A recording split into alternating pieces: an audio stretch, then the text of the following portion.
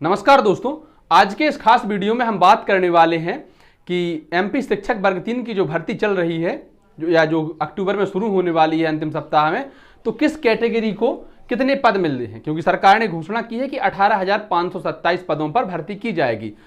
कुछ बुद्धिजीवियों का कहना है कि सरकार ने सिर्फ घोषणा की है, अभी आधिकारिक नोटिस आया नहीं है।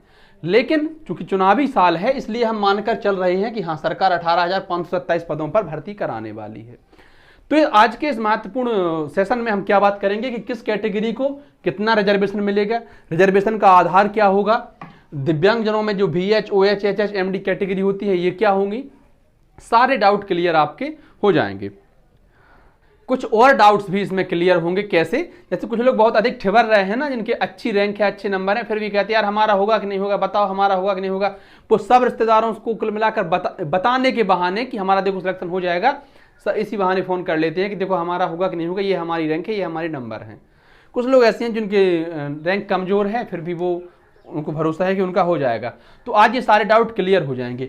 ये जो चार्ट मैंने तैयार किया है, इस चार्ट को तैयार करने के पीछे जो मैंने लॉजिक अपनाया है वो ये एक एक्सेल शीट आपको दिख रही होगी, जो कि उच्च माध्यमिक शिक्षक विषयवार एवं प्रवर्गवार रिक्तियां, मतलब वर्ग 1 की जो भर्ती हुई थी उसमें किस तरह से कैटेगरी वाइज पद बटे थे, उसी को आधार मानकर हमने ये लिस्ट बनाई है। इस भर्ती में हमने ओबीसी को आप देखेंगे कि 27% रिजर्वेशन दिया है। और आपने वो खबर भी सुनी होगी जो कि खूब चल रही है कि कोर्ट ने यह कहा है कि 27% ना देकर अभी रिजर्वेशन 14% दिया जाए और इस पर भर्तियां जो है आगे बढ़ाई जाए। बाकी का जो 13% होगा उसको होल्ड पर रखा जाए, जो कि फैसला आने के बाद तय होगा। मैं केस का नाम लेना नहीं चाहूंगा, लेकिन पिछले कई केसों में ऐसा भी हुआ है कि सरकार कोर्ट के फैसले को बदल देती है। मुद्दे की बात यह है कि सरकार ने घोषणा की थी कि हम ओबीसी को 14 की जगह 27% रिजर्वेशन देंगे। बहुत बड़ा तमगा ओबीसी का है, बहुत लोग इसमें हैं, बहुत अभ्यर्थी इसमें हैं। एक बार आप किसी को कोई स्वाद दे दें और फिर वो उससे छीन लें तो ये शायद वैसे हो जाता है, शेर को मांस के टुकड़े का थोड़ा सा स्वाद देके तुम वहां उसके सामने से मांस लेकर चले जाओ, वो शांत बैठा रह जाए, ऐसा नहीं हो सकता। 27% आपने ये जो वर्ग 1 की भर्ती हुई इसमें 27% आरक्षण देकर ही पद निकाले हैं। एमपी पुलिस कांस्टेबल के जब पद आपने जारी किए थे कैटेगरी वाइज, तो वह भी 27% आरक्षण पर ही निकाले। तो यहां हम कैसे मान जाएं कि आप 14% पर हम शांत रह जाएंगे? बात तो ये भी है ना। तो इसलिए हमने 27% ही रिजर्वेशन माना है और यही उम्मीद है कि 27% रिजर्वेशन पर ही भर्ती होगी, क्योंकि ओबीसी वोट बैंक को सरकार नाराज करना नहीं चाहेगी और ओबीसी वोट बैंक को सरकार नाराज करती है तो फिर मुश्किल में पड़ सकती है। खैर ये चुनावी बातें हैं, हम अपने मुद्दे की बात पर वापस आते हैं, जिसके लिए आप ये वीडियो देख रहे हैं। कुल पद कितने हैं? तो आप कहेंगे भाई कुल पद 18,527 हैं। अतिथि शिक्षकों के लिए जो रिजर्वेशन होगा वो होगा कितना? 25% का। कैसे पता कि 25% का रिजर्वेशन होगा? तो इस सीट के आधार पर हमें पता है कि रिजर्वेशन जो होगा वो 25% का होगा। वर्ग 1 में 25% के आधार पर ही इनको ज्वाइनिंग मिली है। ठीक है भाई। आपने पिछली कई खबरों में भी पढ़ा था कि किसी का 4 साल का अनुभव है, किसी का 6 साल का अनुभव, उनको नंबर दिए जाएंगे। पर यहां जो दिख रही है उम्मीद वो यही है कि 25% रिजर्वेशन अतिथि शिक्षकों को मिलेगा। तो जो 18,527 के 25% अगर हम निकालें तो 4632 पद हो जाते हैं। ऐसा भी हो सकता है कि 1-2 पद यहां वहां हो जाएं, क्योंकि अगर मान लीजिए जैसे 1000 पद हैं या फिर 1002 पद हैं, किसी भी इसमें है, जैसे 5002 पद हैं, या मान लो इनके आप 10% निकालेंगे तो दशमलव में आएंगे। अब दशमलव में तो कोई नौकरी करेगा नहीं कि ठीक है 52.5 आया तो मान लीजिए आप 52 लोग पूरी नौकरी करेंगे और आधा एक आदमी जो होगा वो आधी नौकरी करके रिजाइन दे देगा। ऐसा तो संभव नहीं है। नौकरी लगेगी तो सबकी लगेगी और पूरे समय तक करेंगे। तो इसलिए पद 1 या 2 यहां वहां हो सकते हैं, जो कि इसमें आपको पैनिक होने की जरूरत नहीं है। 18,527 कुल पद हैं।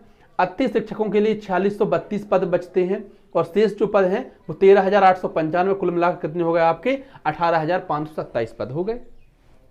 यहां से अनरिजर्व जो बचती है कैटेगरी वो 27% बचती है, क्योंकि SC 16, ST 20, OBC 27 और EWS 10%। की बात अनरिजर्व बची वो 27% ही बचती है। तो 4632 माफ करिए 1251 पद होगा अतिथि शिक्षकों के लिए। कुल पद कितने हुए? 5002। तो जो शेष पद बचे हैं वो 3751 पद बचे हैं। ठीक है। यही SC में है। 742 पद होंगे जो अतिथि शिक्षकों के लिए होंगे। 2222 पद और बचते हैं जो ओपन होंगे। बाकी के पद कुल मिलाकर जो पद हो रहा है वो 2964 हो रहा है। एसटी की बात करें तो 926 पद होंगे अतिथि शिक्षकों के लिए, 2779 अन्य पद होंगे, जबकि 3705 इनके कुल पद हो जाएंगे। 1250 पद ओबीसी को मिलेंगे कब? जब 27% का रिजर्वेशन दिया जाए है। तो 3752 पद अन्य बचते हैं और कुल पद हो रहा है 5002। वही अनरिजर्व की तरह ओबीसी को भी इतने ही पद मिल रहे हैं। ईडब्ल्यूएस कैटेगरी को 10% कोटा है तो 463 पद हो गया इनके अतिथि शिक्षकों के लिए। कुल पद 1852, शेष पद बचे 1389।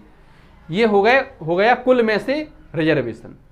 अब महिलाओं का रिजर्वेशन अलग होता है। महिलाओं को 50% आरक्षण चाहिए।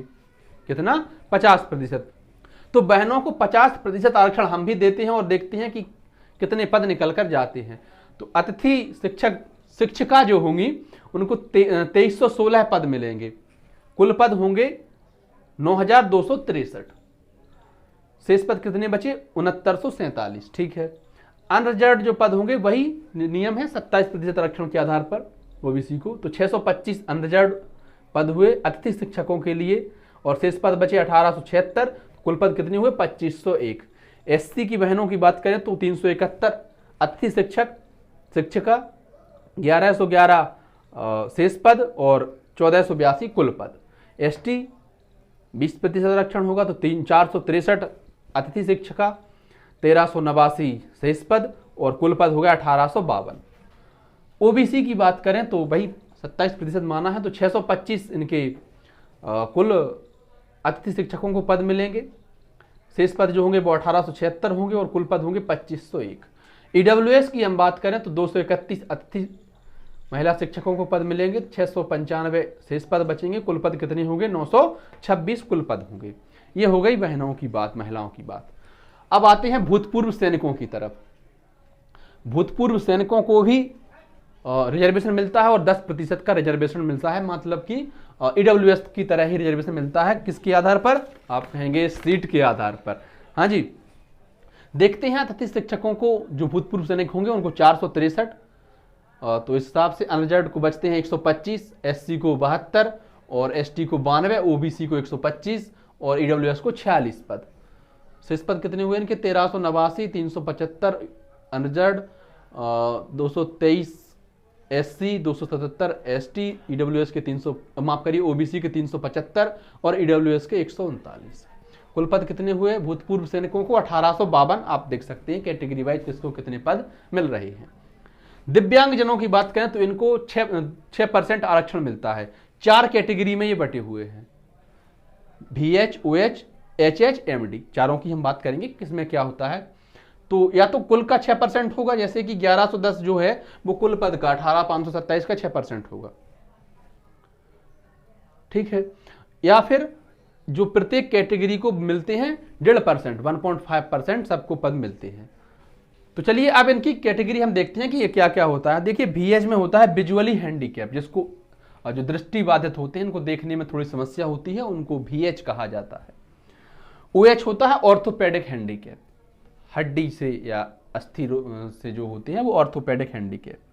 HH होता है हार्ड ऑफ हियरिंग, या सुनने में जिसको समस्या होती है, हियरिंग हैंडीकैप, तो वो HH होते हैं। और MD का मतलब होता है मल्टीपल डिसेबिलिटी, जिनको कई तरीके की समस्याएं होती हैं, जो दिव्यांगजन ऐसे भाई बहन होते हैं तो उनको MD कहा जाता है, मल्टीपल डिसेबिलिटी।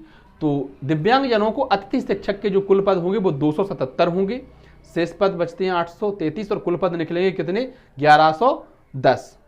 VH को, OH को, HH को, MD को सबको ही बराबर बराबर पद मिलेंगे। अतिथि शिक्षक ये 69 होंगे सभी कैटेगरी में और शेष पद 208 होंगे। कुल पद कितने होंगे? 277 कुल पद होंगे।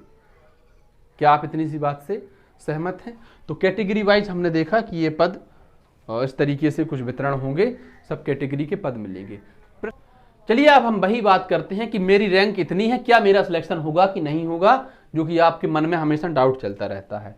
हम मान लेते हैं कि मैं ओबीसी कैटेगरी से आता हूं और मेरी रैंक जो है वो 3000 है। ठीक है, ओबीसी में मेरी रैंक 3000 है, तो क्या मेरा सिलेक्शन होगा कि नहीं होगा। हम देखेंगे कि ओबीसी को पद कितने मिले, यहां पर 5002। अरे वाह, 2000 पद बचे और रहेंगे और मेरा सिलेक्शन हो जाएगा। क्या आपके मन में भी यही चलता है? तो शायद हो सकते हैं आप गलत हों, क्योंकि इसमें महिलाएं भी होंगी और महिलाएं भी 50% रिजर्वेशन ले जाती हैं। तो अगर आपकी, जैसे देखिए 5000 कुल पद हैं ओबीसी को, तो अगर आपकी रैंक जो होगी वो 2500 हो जाती है, 100-200 इधर उधर हो, तो आपका सिलेक्शन, आप मतलब मिठाई बांट सकते हैं और फिर आप ज़्यादा खुश हो सकते हैं। अब आपकी रैंक जैसे 3000 है और इसकी जगह अगर 3500 हो जाए, तो इसका मतलब है कि आपको सिलेक्शन से हो सकता है कि वंचित रहना पड़े और वेटिंग में आपको रख दिया जाए। तो ये मेन बात है कि हमारी रैंक क्या है वही तय करेगी कि हमारा सिलेक्शन होगा कि नहीं होगा। अब देखिए महिलाओं में, महिलाओं की अलग रैंक आई है, तो महिलाओं की किसी की रैंक है, अब हम मान लेते हैं उसकी 1500 रैंक मान लेते हैं, ठीक है। तो आप देखेंगे कि महिलाओं को 2500 पद मिले हैं और रैंक कितनी है, आप कहेंगे 1500 है, तो इसका मतलब है कि सिलेक्शन श्योर है। लेकिन अगर किसी की महिलाओं में ही रैंक 3000 है, तो आप खुद बताइए क्या सिलेक्शन संभव है?